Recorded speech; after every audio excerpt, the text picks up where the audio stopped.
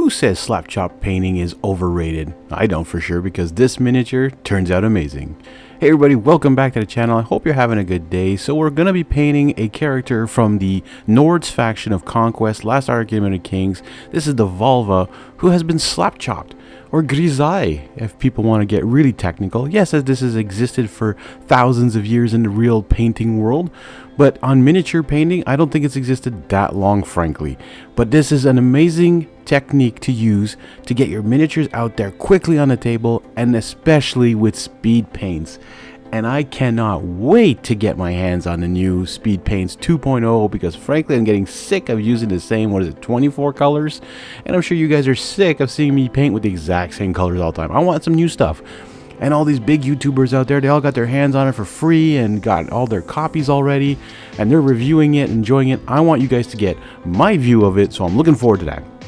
Back to the miniature. Volva. She is a character for the Nords faction of Conquest, Last Argument of Kings, and we started off with some prismatic bolt.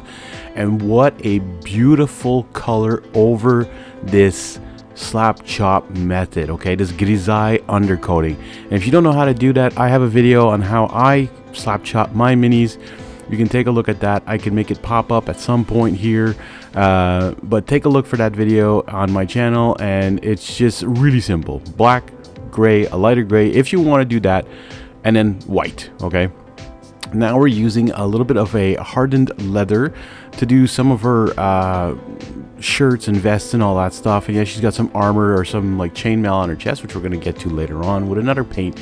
But covering it up all is a good idea whenever you're trying to get a full coverage here, because you want it to, you know, be nice and all that. And what's fun about having those dark areas on the inside here, like the legs and that, you don't have to be perfect on where you paint, because you're not going to see, because it's so dark. And having a black primer is actually also another good thing when you're painting miniatures, is that you can leave that all as a shadow. Holy white now for that fur part of her long dress there. At first it looks like it's like covering up all of that nice grisaille effect, but once it dries, it ends up having this perfect highlight to it. Gravelord gray now for the bandage over her eyes and some of the wraps on her legs. For the edge of that big, I don't know if this is a sword or what this could be considered, but I'm putting it on the handle there, the hilt or whatever, and on the spike part. And then we're using some camo cloak next for another part, because she has like this, I don't know if you can see the artwork too well, but I looked more online, because sometimes the cards are completely different than what the artwork is on Parabellum's website. And speaking of Parabellum's website, you want to save 10%, you want to buy this miniature, use EastMini10 as a promo code, and you'll support the channel as well, which is awesome. And you'll save 10%, okay? That's great. And you can pre-order a whole bunch of new stuff. They got brand new starter sets for every faction coming out soon.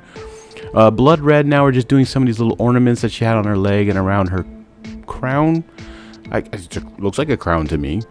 Some pale flesh from the Zombicide War Paints range. I really watered this down because there isn't a really light pinkish purple color yet in their speed paints. I don't even know if there is one in the future. But the inside of her robes was this very, very light purple.